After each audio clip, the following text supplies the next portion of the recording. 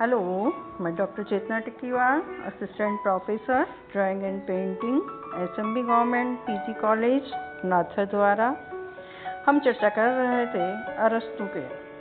अरस्तु सौंदर्य शास्त्र जो उन्होंने विचार प्रकट किए हैं, उसमें हमने अब तक उनका अनुकरणात्मक सिद्धांत पढ़ा, जिसमें जहाँ प्लेटो कहते हैं कि कलाकार प्रकृति का अनुकरण करता है, वहीं अरस्तु का मानना था कि कलाकार प्रकृति का बाह्य ही नहीं अपितु आंतरिक अध्ययन भी करता है और प्रकृति को पूर्ण करता है।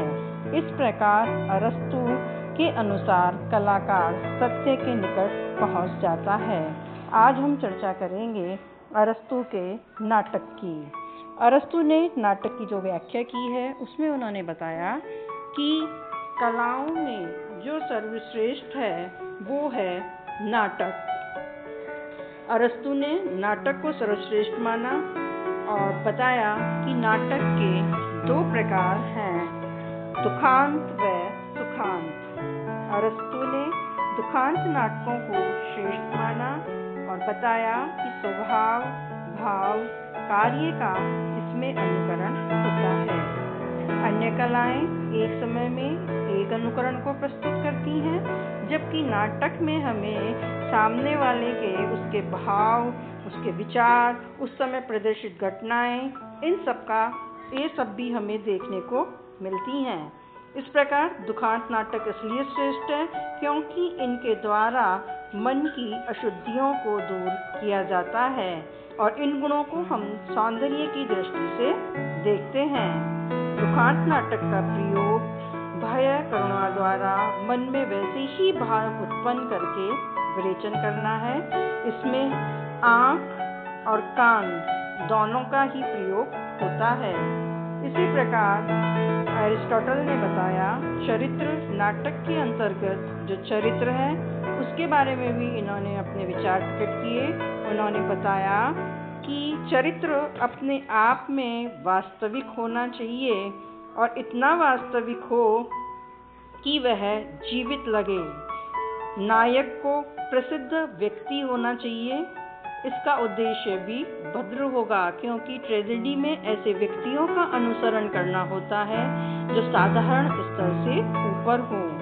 अरस्तु ने यह भी बताया जिस प्रकार अच्छा चित्र मूल वस्तु को रूप में प्रस्तुत करते हुए ऐसा चित्र बनाता है जो वास्तविक होने के साथ साथ अपेक्षाकृत सुंदर भी होता है।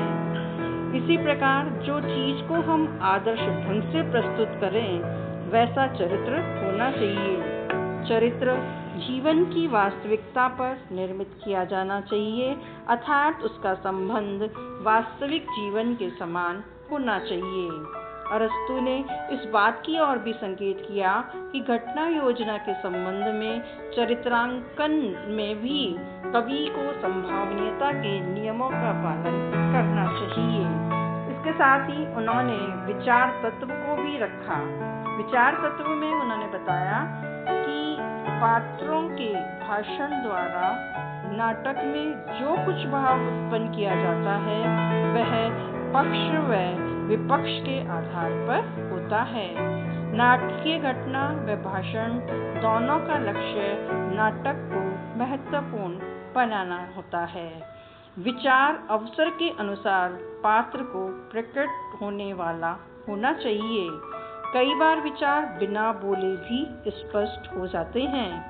पात्रों के विचार नाटक को प्रभावपूर्ण बनाए रखते हैं और अवसरोचित पात्र को प्रकट करने वाला भी वो होना चाहिए।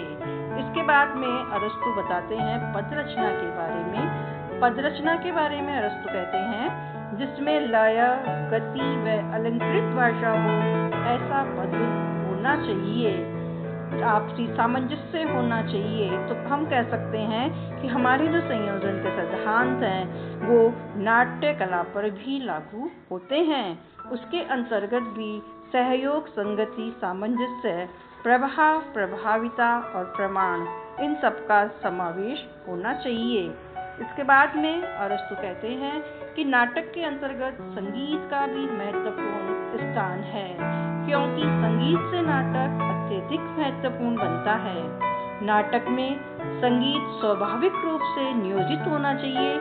ऐसा नहीं लगना चाहिए कि संगीत उसमें थोप दिया गया हो। जैसे हम कोई पिक्चर देखते हैं, कोई फिल्म हम देख रहे हैं, उस फिल्म के अंतर्गत यकायक ही संगीत या कोई गाना प्रस्तुत होता है जिससे उसका तालमेल नहीं होता है, उसके अकॉर्डिंग जो घटना चल रही है उसके अकॉर्डिंग, तो हम कह सकते हैं कि यहाँ संगीत जो है वो थोपा हुआ नहीं होना चाहिए, अपितु उस नाटक या फिल्म का सौंदर्य बढ़ाने वाला होना चाहिए, जिससे कि उसमें लावण्य आ जाए। अब हम बात करते हैं दृश्य विधान की। दृश्य विधान की। नाटक का आधार रंगमंच है और घटनाओं को इस प्रकार घटित किया जाना चाहिए कि नाटक सुनकर श्रोता में दया व भाव का भाव उत्पन्न हो। वेशभूषा भी पात्र के अनुसार होनी चाहिए। अरस्तु ने नाटक के जो तत्व बताए हैं उसमें उन्होंने सबसे पहले घटना योजना के आधार पर व्याख्यात किया है। इसमें उन्होंने बताया नाटक के तत्व में कार्य ऐक्य जो है उसका मुख्य स्थान है। ऐक्य कार्य का अनुसरण है, जो पूर्ण व एक होता है उसे ऐक्य कहते हैं, जिसमें एक निश्चित आरंभ, मध्य व अंत होता है, जो कारण का परिणाम नहीं होता किंतु उसका प्राकृतिक परिणाम होता है। अतः वह जो किसी का परिणाम तो होते हैं लेकिन बाद में कुछ ना हो। मध्य वह है जो किसी का फल है, उसका भी परिणाम हो, और अंत इस प्रकार का हो कि हमें उसे समझने के लिए किसी बाह्य तत्व की आवश्यकता नहीं पड़े। जैसे कि हम कोई फिल्म देखते हैं तो उसका शुरुआत, उसका मध्य और उसका अंत अच्छा होना चाहिए, और अंत जो है उसके आधार पर हम उस पिक्चर को, उस फिल्म को समझ पाएं कि कलाकार या पात्र जो है या जिसने बनाया है, निर्माता है, वो कहना क्या चाह रहा है, वो हमको इजी ढंग से समझ आ जाए। उसके लिए हमें किसी बाहरी तत्व की आवश्यकता ना पड़े। इसके साथ ही उन्होंने बताया अनुपात विस्तार, जो कि नाटक की सर्वाधिक सुंदर कृति है। अनुपात विस्तार का मतलब ये है कि नाटक बहुत ज़्यादा लंबा भी नहीं हो, बहुत ज़्यादा लघु भी ना हो। जैसे कि हम कोई कलाकृति बनाते हैं तो कलाकृति यदि हमने बहुत छोटी बना दी है तो हमें वो स्पष्ट दर्शन नहीं करा पाएगी, वो अस्पष्ट रहेगी। उसी प्रकार नाटक जो है वो भी बहुत लघु नहीं होना चाहिए।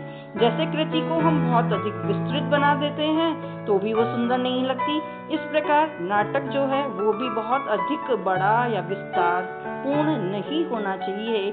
हमें घटना योजना इस प्रकार की हो कि दुख से सुख में जाने की स्थिति व सुख से दुख में जाने की स्थिति को पर्याप्त अवसर मिले।